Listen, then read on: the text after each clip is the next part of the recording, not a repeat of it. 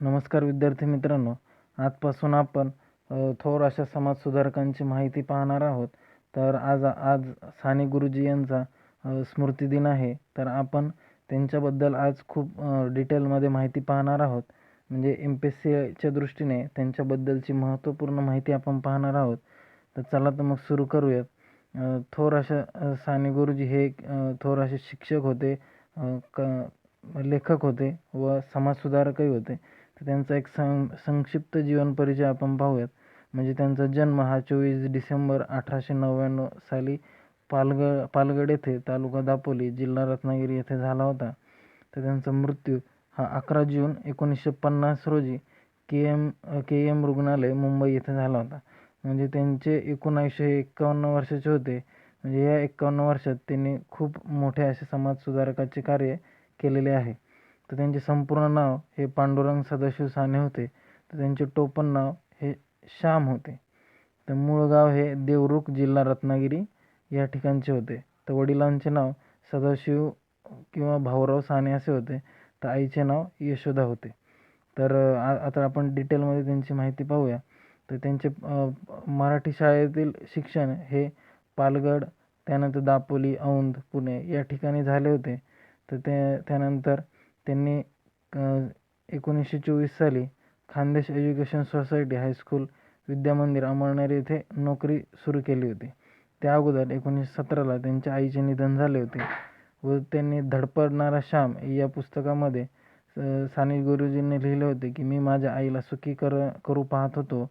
माझ्या आईला सुखी करणे म्हणजे कोट्यवधी आयांना सुखी करणे, असे त्यांच्या आईबद्दल मत होते. तर अमळनेर येथे त्यांनी दैनिक छात्रालयही सुरू केले होते 1927 साली. आणि 1930 साली त्यांनी विद्यार्थी हे मासिक सुरू केले होते. हे महत्त्वाचं आहे की त्यांनी 1930 साली विद्यार्थी हे मासिक सुरू केले होते व त्याचे ब्रीदवाक्य होते, फोडिले भांडार धान्याचा हा माल, मी तव हमाल भारवाही.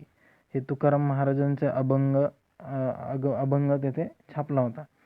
तर 1930 साली म्हणजे 3 डिसेंबर 1929 साली लाहोर अधिवेशनात स्वातंत्र्याचा ठराव झाला व देशभक्तीने प्रेरित होऊन साने गुरुजी यांनी नोकरी सोडून स्वातंत्र्य लढ्यात सहभागी झाले होते. त्यामुळे त्यांना अमळनेर येथे सभेनंतर अटक झाली होती व त्यांना तुरुंगात ठेवले होते व त्यानंतर त्यांची धुळे येथे तुरुंगात रवानगी झाली होती. तर साने गुरुजींनी या तुरुंगात करुणाष्टक लिहिले व खरा सत्याग्रह हे नाटकही याच तुरुंगात लिहिले. त्यानंतर त्यांना तिरुचिरापल्ली या सेंट्रल जेलमध्ये तिथे स्थलांतर करण्यात आले व या तुरुंगात त्यांनी हसरे माझ्या मुला ही प्रसिद्ध कविता त्यांनी तिथे लिहिली व त्यानंतर त्यांनी हृदयाचे बोल, ॲमिल्स जर्नल्सची चिंतानिक अनुवादित पुस्तके तिरुचिरापल्ली येथील तुरुंगात लिहिले.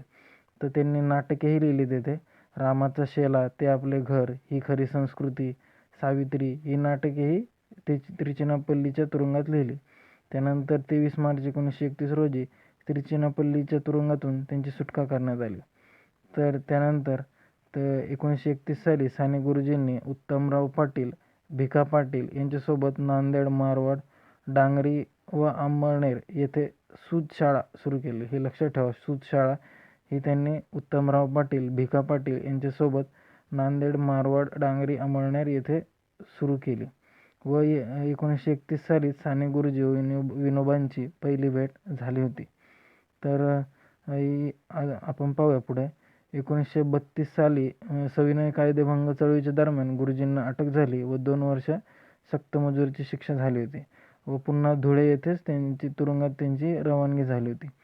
त्यामुळे याच तुरुंगात गुरुजी हे नाव त्यांचे रूढ झाले व साने सर ऐवजी साने गुरुजी म्हणून ते प्रसिद्ध झाले. त्या ठिकाणी विनोबांच्या सहवासात विनोबांची गीता प्रवचने त्यांनी शब्दबद्ध केली. तर धुळे तुरुंगातून साने गुरुजींची नाशिक तुरुंगात नंतर 1932 साली रवानगी झाली व श्यामची आई या पुस्तकाच्या 42 पैकी 36 रात्री गुरुजींनी नाशिक तुरुंगात लिहिल्या होत्या. तर भगिनी निवेदिता यांच्या रिलिजन ऑफ ड्रामा या मॉडर्न रिव्ह्यूमधील निबंधाचा राष्ट्रीय हिंदू धर्म असा अनुवाद गुरुजींनी तेथे केला होता. तर समाज धर्म हे पुस्तकही त्यांनी तिथे लिहिले होते. तर 1933 साली नाशिक कारागृहातून त्यांची सुटका झाली होती व अमळनेरला ते परत आले होते. तर त्यानंतर 1936 साली फैजपूर येथे राष्ट्रीय सभेचे सुवर्ण महोत्सवी अधिवेशन होते व हे ग्रामीण भागातील पहिले अधिवेशन होते. यासाठी खानदेशात प्रचार प्रसार करण्याचं काम गुरुजी व विनोबांनी केले होते. तर गुरुजींच्या प्रेरणेने धुळे येथे संयुक्त खानदेश मजूर फाउंडेशनचे अधिवेशन भरले होते व केवळ मजुरांसाठीचे हे महाराष्ट्रातील पहिले अधिवेशन होते. तर नंतर 1937 साली गुरुजी अमळनेरच्या गिरणी कामगार युनियनचे अध्यक्षही झाले होते. आता हे महत्त्वाचे आहे की 1938 साली त्यांनी काँग्रेस या साप्ताहिकाची सुरुवात केली होती. लक्षात ठेवा, काँग्रेस या साप्ताहिकाची सुरुवात केली होती व याचे ब्रीदवाक्य होते, काँग्रेस मायबाप जाळीला सर्व ताप. तर हे लक्षात ठेवा तुम्ही. तर मूठभर धान्य व इच्छे इतका प्रत्येक घरून असा उपक्रम राबवून ते साप्ताहिक जनतेमार्फत चालवले गेले होते. तर हे तुम्ही लक्षात ठेवा. त्यानंतर गिरणी कामगारांच्या लढ्यातही गुरुजींचा सहभाग व नेतृत्व होता. तर हे तुम्ही महत्त्वाचं आहे, लक्षात ठेवा.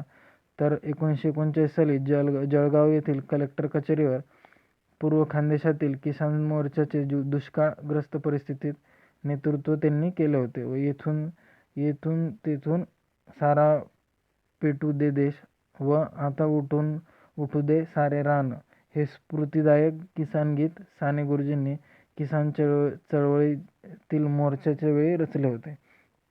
तर कडलास येथील सोलापूर येथील शेतकरी परिषदेचे अध्यक्षही ते 1939 साली राहिले होते. तर हे लक्षात ठेवा की 1940 दरम्यान सेनापती बापट यांच्या पुढाकाराने पुणे येथील शनिवार वाड्यासमोरील आयोजित कम्युनिस्टांच्या सभेत गुरुजींनी अध्यक्ष म्हणून उपस्थित राहिले होते. तर खिरोदा येथील विठ्ठल मंदिर अस्पृश्यांसाठी खुले करण्यासाठी त्यांनी सत्याग्रह केला होता. हे महत्त्वाचे आहे, लक्षात ठेवा. म्हणजे अस्पृश्यांसाठीही त्यांनी खूप कामे केली होती. पण वैयक्तिक सत्याग्रहाच्या चळवळीदरम्यान आक्षेपार्ह भाषणांमुळे सरकारने 2 वर्षाची शिक्षा त्यांना सुनावली होती व पुन्हा धुळे येथील तुरुंगात त्यांची रवानगी केली होती. तर या तुरुंगात त्यांना कम्युनिस्ट नेते श्री मधुलिमय भेटले होते व त्यामुळे गुरुजी हे समाजवादी विचारांकडे आकर्षित झाले होते व मधुलिमय यांना साने गुरुजी त्यांचा राजकीय नेत्र असे संबोधित असत. तर हे तुम्ही लक्षात ठेवा. तर 1942 साली भारत छोडो आंदोलनात भूमिगत चळवळीत त्यांचा सहभाग होता व ते उत्तमराव पाटील हे त्यांचे सहकारी होते. ते हे महत्त्वाचं आहे, लक्षात ठेवा. व 1945-46च्या पंडित नेहरू यांच्या डिस्कव्हरी ऑफ इंडिया या महत्त्वाच्या ग्रंथाचा भारताचा शोध असा अनुवाद त्यांनी केला होता. भारताचा शोध. तर पंडित नेहरूंच्या भगिनी कृष्णा हाथी सिंग यांनी लिहिलेल्या विथ नो रिग्रेट या आत्मचरित्राचे ना खंत ना खेद या नावाने भाषांतरही त्यांनी केले होते.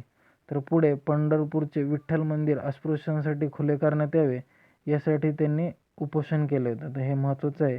अस्पृश्यांसाठी त्यांनी विठ्ठल मंदिराच्या बाहेर उपोषणही केले होते. तर जातीयता नष्ट करा असा नारा देत गुरुजींनी 21 दिवसांचे उपोषण 1948ला सुरू केले होते व हे उपोषण गांधी हत्येस महाराष्ट्रीयन व्यक्ती कारणीभूत असल्यामुळे त्यांनी प्रायश्चित म्हणून हे उपोषण केले होते. तर हे लक्षात ठेवा तुम्ही. तर कर्तव्य दैनिक मासिकाची सुरुवातही त्यांनी केली होती. तर प्रदीप या मासिकाचे संपादन केले होते त्यांनी. तर पुढे पाहूया आपण. 1948 साली त्यांनी महत्त्वाचे म्हणजे साधना या साप्ताहिकाचा पहिला अंक प्रकाशित केला होता. हे महत्त्वाचं आहे. 15 ऑगस्ट 1948ला साधना हे साप्ताहिक प्रकाशित केले होते. त्यातून सुधाला लिहिलेली सुंदर पत्रे ही साधना साप्ताहिकातून प्रकाशित होत असत. तर पुण्याच्या मराठी साहित्य संमेलनात गुरुजींनी आंतरभारतीचा ठराव मांडला होता. हे लक्षात ठेवा. म्हणजे साने गुरुजींचे अपूर्ण राहिलेले स्वप्न हे आंतरभारतीय होते. म्हणजे हेतू काय होता त्याचा? अखंड भारत किंवा भारतीय एकात्मता. तर 1950 साली जळगाव येथे गुरुजींच्या सहभागाने समाजवादी युवक परिषद भरली होती. तर याचे अध्यक्ष SM जोशी व उद्घाटक आचार्य अत्रे हे होते. तर 11 जून 1950ला वयाच्या 51व्या वर्षी गुरुजींचे पहाटे 4 वाजता निधन झाले. मुंबई येथील KM रुग्णालयात त्यांचा मृत्यू झाला व दादरच्या स्मशानभूमीत त्यांचे अंत्यसंस्कार झाले. अशा या महान समाजसुधारक व लेखकाने आपल्या अंत्यविधीचा भार दुसऱ्यावर पडू नये म्हणून गुरुजींनी खिशात 30 रुपये व चिठ्ठी लिहून ठेवली होती. हेही येथे महत्त्वाचं आहे, ते लक्षात ठेवा तुम्ही. तर त्यांच्या गाजलेल्या कविता मेघासारखे जीवन, बलसागर भारत हो, तर कशासाठी जगावे व आशा, हे महत्त्वपूर्ण त्यांच्या कविता होत्या. तर त्यांच्या कादंबरी पाहू तर कादंबरी त्यांची श्यामची ही खूप प्रसिद्ध आहे. तुम्ही वाचली नसेल तर ती वाचून घ्या, कारण खूप चांगल्या गोष्टी त्यामध्ये सांगण्यात आलेल्या आहेत. तर कादंबरी त्यांचं अजून पाहूया. धडपडणारी मुले, आस्तिक क्रांती, गोड शेवट, चित्रकार रंगा, नवा प्रयोग, संध्या व दीनबंधू. तर कविता संग्रह आहेत खानदेशस्त्रोत व पत्रे. तर नाटक ते आपले घर, निळा पक्षी, अस्पृश्यधार व मंगल प्रभात. एवढे त्यांचे लेखन आहे. तर अशा या महान समाजसुधारकाबद्दल भरपूर जणांनी शब्दगौरव केलेला आहे. त्यामध्ये विनोबा भावे त्यांना आधुनिक महाराष्ट्राचे संत म्हणत, तर उदात्त उमाळ्याचा माणूस असं राजा मंगळवेढकर त्यांना म्हणत असत. तर हे महत्त्वपूर्ण आहे, हे तुम्ही लक्षात ठेवा. तर राज्यसेवेच्या दृष्टीने, आता MPSCच्या दृष्टीने राज्यसेवा मुख्य 2015ला त्यांच्यावर प्रश्न आला होता की पुढील 2 विधानांपैकी कोणते योग्य आहे. तर पहिले विधान होते, विनायक दामोदर सावरकर यांनी पंढरपूरच्या प्रसिद्ध मंदिरात अस्पृश्यांना प्रवेश मिळवून देण्यासाठी आमरण उपोषण केले होते. तर हे विधान चूक आहे. तर विनायक दामोदर सावरकरांनी नसून ते पांडुरंग सदाशिव साने म्हणजे साने गुरुजी यांनी पंढरपूरच्या प्रसिद्ध मंदिरात अस्पृश्यांना प्रवेश मिळवून देण्यासाठी आमरण उपोषण केले होते. तर पांडुरंग सदाशिव साने यांनी अस्पृश्यसारख्या दुष्ट प्रवृत्ती व विरोधात सामाजिक चळवळ केली. तर हे विधान बरोबर आहे. तर याचं उत्तर आहे केवळ 2 म्हणजे विधान बरोबर आहे. तर अशा प्रकारे या महान व्यक्तीबरोबर व शिक्षकाबद्दल आपण आज खूप सारी माहिती घेतलेली आहे. तर व्हिडिओबद्दल तुम्हाला काही शंका असेल तर कमेंट करून विचारू शकता. जर व्हिडिओ आवडला असेल तर लाईक करा, शेअर करा व सबस्क्राईब करायला विसरू नका. जय हिंद, जय भारत.